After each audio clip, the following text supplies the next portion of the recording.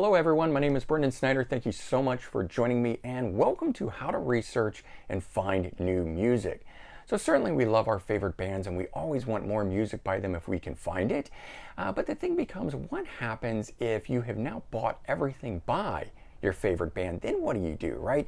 There's always some extra things generally floating around out there that are hiding that can be revealed if you know how to do the right research, and that is going to be what I'm going to go through here. I'm going to explain the process by which I go through to research and find new music. But for starters, of course, you can watch my channel, and so if you haven't already hit the subscribe button, do click the button. Also leave a comment, hit like, all those things help support my channel. I would greatly appreciate it.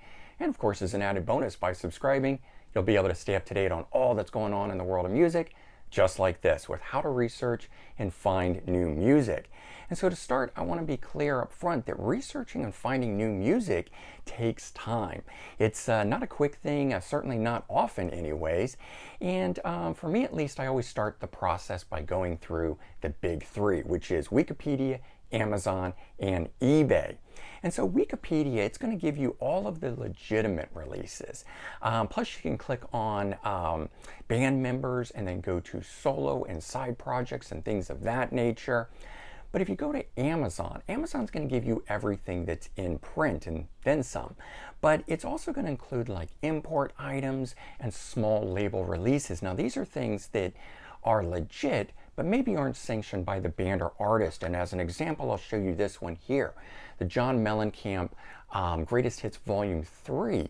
So this is something put out by Mercury Records, which is his label, and is an official release, but it isn't something that John was involved in. So you might not find that listed with an official discography or stuff of that nature. So it's always good to check multiple sources here. Now, when looking for something new but similar to it, right, you can look up an album by your favorite band and then scroll down in that. There's other things to click and scroll on throughout the page, lists of albums that are bought by others, for example, and click through those. There's always some good hidden gems in it. So if you're looking for something similar by your favorite band, Amazon and looking through the similar purchases area or list is always a good way to do that as well. Then if you head on over to eBay, that'll give you everything under the sun, right? You'll get official releases, you'll get import items, promotional items, bootlegs, and more. Just pretty much anything you can imagine you can find under there. But knowing the keywords to use to search with is a big help. So if you use things like the band name, and for example, we'll use Cheap Trick. So if you use Cheap Trick plus words like rare album, promotional album, sampler, import, or unreleased, that'll be a big help in narrowing things down to stuff you don't have, right? Because if you're not just looking for a standard commercial official album kind of a thing, you've got to know the keywords to use. Then, if you're looking for specifically a CD, a vinyl, cassette, etc., make sure you put that with it. So you might use something like Cheap Trick Rare Album CD or Cheap Trick Sampler CD. That way it's going to narrow it down and it's going to pull things up. And don't always stop just there if you don't get it. Sometimes alternate or change the words a little bit here or there to see what you can get and come up with. But when you've also found something that you like from a particular seller, scroll down on their page, because there's lists down at the bottoms of those pages as well for things like frequently bought together, more items to consider, and more from this seller. And that one I always really like, because if you do hit upon someone, let's say they're a seller of imports, and you find one good import that you really like, and I found one that was like this, this one here, which is called Conspiracy Series Volume 1, and it's a Japanese release, and not something that I even knew that was out, that wasn't being listed by any number of websites and official releases like Wikipedia, etc., or his band website, but it was out, and I found that by scrolling down and clicking on more items from a particular seller, and turned out they were selling this, and it was a great find that way. So a lot of cool hidden gems can be found just by simply going through the related releases and things of that nature. And then you can also go and click on the next three website type things, which is the official band website. It's good. Facebook, and Google. So if you go over to a band's official website, you'll not only find their official merchandise, but sometimes you can find other albums and things that are only being sold by them. And so I'm going to show you these. These are both U2 fan club releases, which if you head over to their website, they'll tell you about. Now you have to join the fan club to get them, but they are official releases, both of those live albums. And of course, if you're really interested in that stuff, I have done full unboxings. You can check the description for links to things like that.